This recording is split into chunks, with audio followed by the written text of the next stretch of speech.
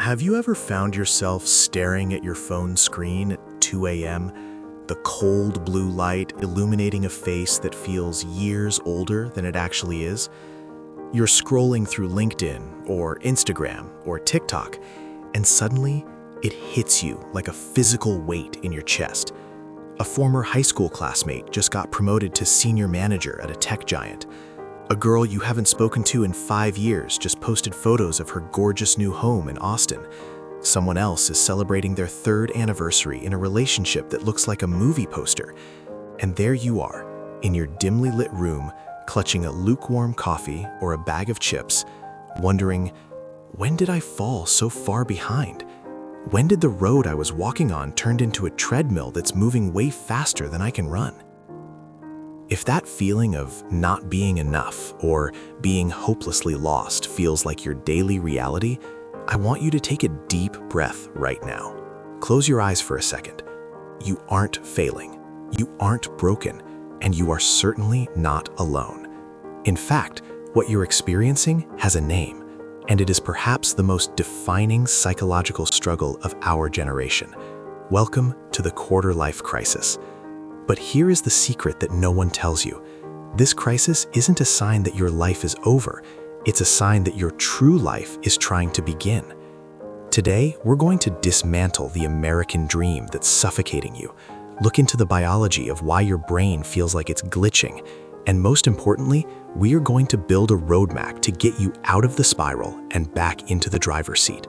Stick with me until the very end, because the perspective shift we're about to explore is the one thing they never taught you in college, and it might just be the thing that saves your sanity. To understand why you feel this way, we have to look at the invisible script we were all handed. For most of us, life was a straight line for 22 years. You go to grade school, you move to middle school, you graduate high school, and you head to college. There's a syllabus, there are grades, there is a clear definition of what winning looks like, an A on the test. But then you graduate. You walk across that stage, flip your tassel, and suddenly the tracks disappear. The straight line turns into 1,000 different footpaths leading into a dark forest. For the first time in your life, there is no syllabus. There is no teacher telling you if you're doing a good job. And in that vacuum of direction, we do the only thing we know how to do. We look at what everyone else is doing to see if we're keeping up. But here is where the American dream has become a nightmare for the modern 20-something. Think about the economic reality of 1970 versus today. 50 years ago, a single income could buy a 3-bedroom house, a car, and support a family. Today, we are graduating with a mountain of student debt that feels like a ball and chain around our ankles before we even get our first paycheck. We are entering a housing market where the median price in cities like NYC, LA, or Austin feels like a joke, and inflation is eating away at our ability to even save for a rainy day. Yet the cultural expectation hasn't changed. We are still told we should have made it by 25. We are told that if we aren't hustling 24/7, we are lazy. This is the hustle culture trap. It's the pressure to be a founder, a creator, and a high performer all at once. It's the lie that says your worth is directly tied to your productivity and your LinkedIn job title. Let's talk about the biology for a moment, because this is where the science can actually give you some peace of mind. Did you know that your brain isn't even fully finished yet? It's true. The prefrontal cortex, the part of the brain responsible for complex decision-making, impulse control, and understanding long-term consequences, doesn't finish developing until you're about 25 or 26.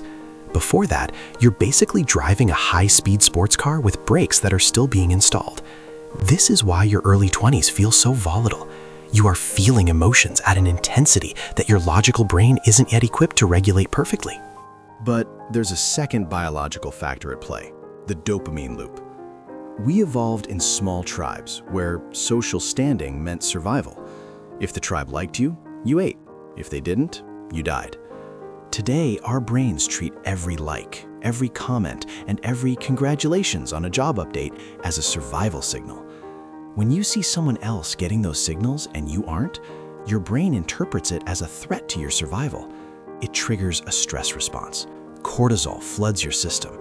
You feel a genuine sense of panic and falling behind because your ancient brain thinks you're being kicked out of the tribe.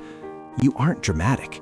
Your biology is being hijacked by algorithms designed to keep you insecure and scrolling. And speaking of scrolling, let's look at the mirror room effect. Imagine walking into a room filled with thousands of mirrors, but every mirror only shows you the highlight reel of someone else's life. You see their vacation in Bali, their engagement ring, their day in the life of a Google engineer video.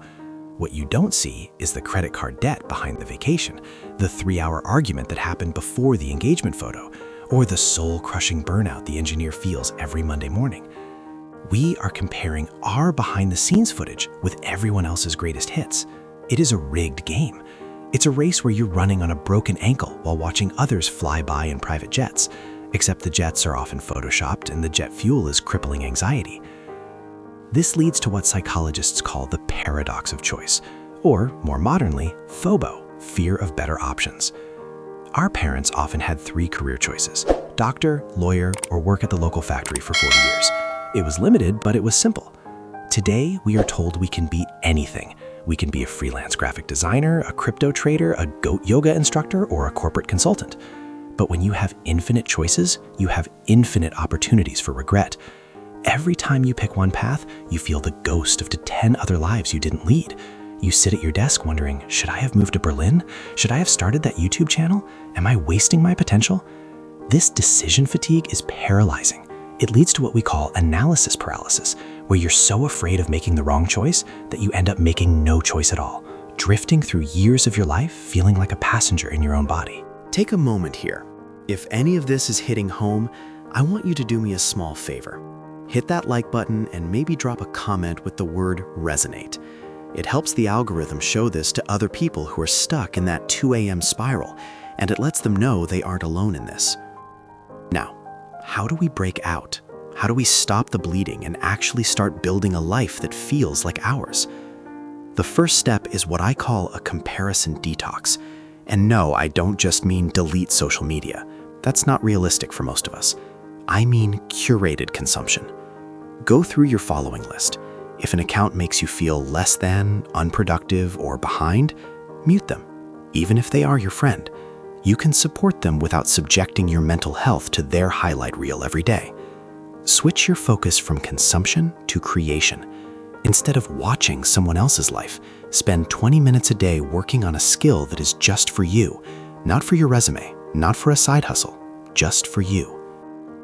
The second step is embracing the 1% rule. We are obsessed with the big break. We want the promotion, the viral hit, the I've arrived moment. But the quarter-life crisis is solved in the inches, not the miles. Success in your 20s isn't about finding the perfect career. It's about making a 1% improvement in your self-knowledge. If you hate your job, don't just quit tomorrow and hope for the best. Spend 1% of your day researching one new field. Reach out to one person for an informational interview. The goal isn't to reach the finish line. The goal is to prove to yourself that you are still moving. Action is the only known cure for anxiety. The third, and perhaps most important step, is to own your timeline. We have been brainwashed by the Forbes 30 under 30 culture.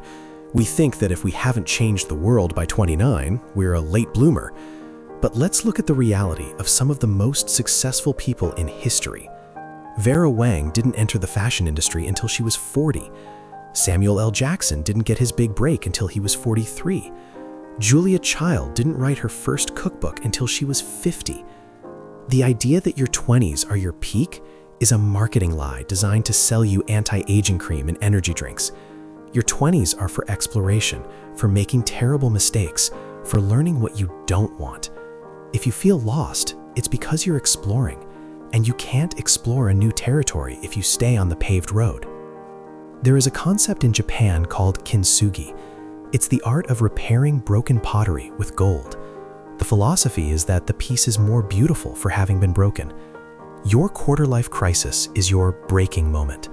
The cracks you feel in your identity, the shattered expectations of what you thought your life would be, those are the places where the gold goes. This period of life is supposed to be hard. It's the great filter.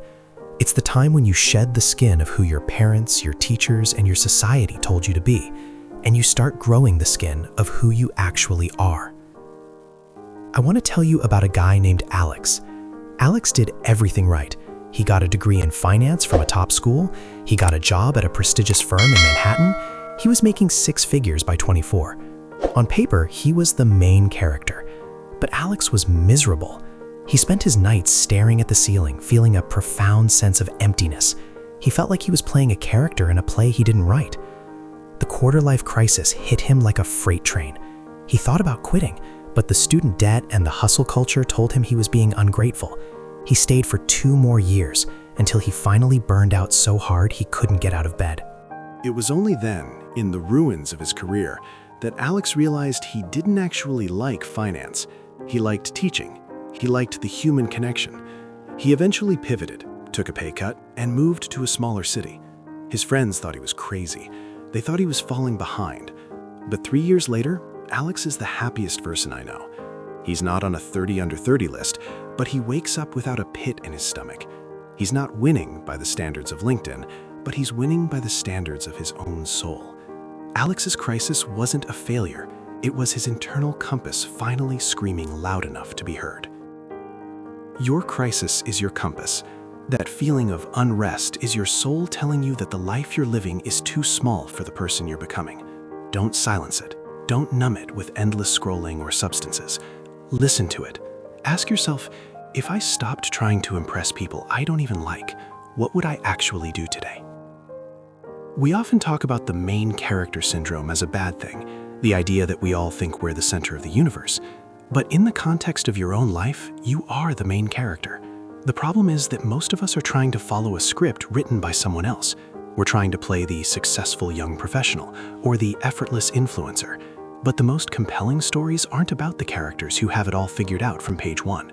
The stories we love, the stories that endure, are about the characters who get lost, who fail, who face the dark night of the soul in the middle of the book, and who eventually find their way back by discovering their own truth. You are currently in the middle of your story. It's supposed to be messy. It's supposed to be uncertain. As we wrap this up, I want to give you a challenge. I want you to stop looking at the 10-year plan. It's a fantasy. In a world changing this fast, a 10-year plan is just a list of ways to disappoint yourself. Instead, I want you to focus on the next 10 minutes.